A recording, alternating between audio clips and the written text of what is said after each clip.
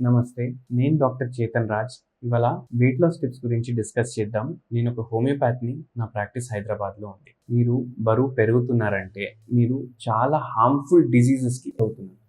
బరువు పెరిగినప్పుడు మనకేమంత అనిపియదు. మన లైఫ్ స్టైల్ నార్మలే అనిపిస్తది.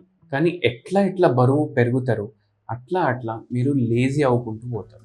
లేజీ అవుతే ఏమవుతది? మీ ఫిజికల్ యాక్టివిటీ తగ్గుతది.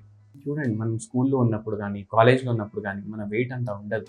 కానీ ఎప్పుడైతే మనం జాబ్‌లలో జాయిన్ అవుతామో అప్పుడు మన వెయిట్ పెరుగుతది. ఇది ఎందుకు పెరుగుతది? అప్పుడు స్ట్రెస్ పెరుగుతది లైఫ్‌లో. ఇంతకుముందు అయితే ఎగ్జామ్ స్ట్రెస్ ఉంటుండే, హోంవర్క్ చేయలేదు ఆ స్ట్రెస్ ఉంటుండే, ప్రాజెక్ట్ కంప్లీట్ చేయలేదు ఆ స్ట్రెస్ ఉంటుండే, ఇంటర్నల్స్ ఎలా రాస్తాం ఆ స్ట్రెస్ ఉంటుండే.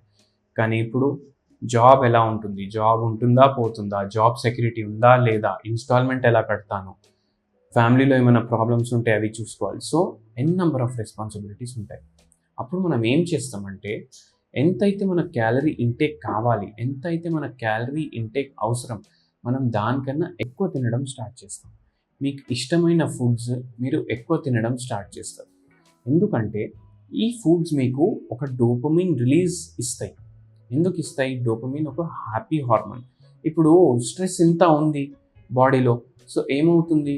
మీకు డోపమైన్ సరిగా ఉండదు. బాడీ ఏం చేస్తదంటే, నాకు ఎక్కువ హ్యాపీనెస్ కావాలనేసి మీ మైండ్ మీకు ఫోర్స్ చేస్తది. ఎక్కువ అమౌంట్ ఆఫ్ ఫుడ్ తినడానికి, లేదంటే స్వీట్స్ తినడానికి, high calorie food, high fat food తినడానికి ఫోర్స్ చేస్తది. అందుకే మనం ఓవర్ ఈటింగ్ చేయడం స్టార్ట్ చేస్తాం. కొందరైతే ఏం చేస్తారు? టీవీ చూసేటప్పుడు ఏమో పాప్‌కార్న్ డబ్బా పెట్టుకుంటారు, మురుకులు డబ్బా పెట్టుకుంటారు, చుడవలు తింటారు, కంటిన్యూ తింటూనే ఉంటారు. కొందరు ఇట్లానే ఏం చేస్తారు? ఈ స్నాక్స్ గానీ, బిస్కిట్‌లు గానీ వాళ్ళ ఆఫీస్ డ్రాయర్స్‌లో పెట్టుకుంటారు. ఆఫీస్ పని చేసేటప్పుడు స్ట్రెస్‌లో ఉంటారు వాళ్ళు. ఆటోమేటిక్‌గా డ్రాయర్ ఓపెన్ చేసి తినడం స్టార్ట్ చేస్తారు. ఏమైతది దీనితోటి? వెయిట్ పెరుగుతది. వెయిట్ పెరిగితే హార్ట్ మీద ప్రమాదం ఉంటుంది. వెయిట్ పెరిగితే మీ లంగ్స్ పైన ప్రమాదం ఉంటుంది. వెయిట్ పెరిగితే జాయింట్స్ వీక్ అవుతాయి. వెయిట్ పెరిగితే మీకు హార్ట్ అటాక్ కూడా రావచ్చు, డయాబెటీస్ రావచ్చు, కిడ్నీ ఫెయిల్యూర్ అవ్వచ్చు. సో, వెయిట్‌ని కంట్రోల్‌లో పెట్టుకోండి. మన దగ్గర ఒక పేషెంట్ ఉండే. ఆ పేషెంట్ వెయిట్ ఏమో 140 కేజీస్ ఉండే. ఆ పేషెంట్ మన దగ్గర వచ్చినప్పుడు he was IT employee and ఆయన ఏమో లవ్ ఫెయిల్యూర్ అయింది ఆయన లైఫ్‌లో. దాని తర్వాత ఆయన వెయిట్ ఏమో చాలా పెరిగిపోయింది.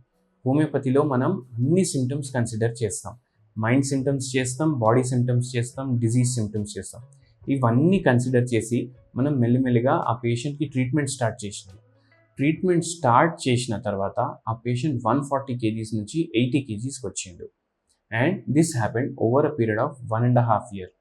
అండ్ ఇది చాలా హ్యాపీ ఫీల్ అయిండు. దాని తర్వాత మళ్ళీ కాన్ఫిడెన్స్ గెయిన్ చేసిండు. సో, మీరు ఓన్లీ ఓవర్ వెయిట్ ఉన్నారు. ఓవర్ వెయిట్ అంటే మీ BMI ప్రకారం కొద్దిగా ఓవర్ వెయిట్ ఉన్నారంటే మీరు నేను చెప్పేవి ఫాలో చేయండి. ఫిజికల్ యాక్టివిటీ రెగ్యులర్ చేయండి.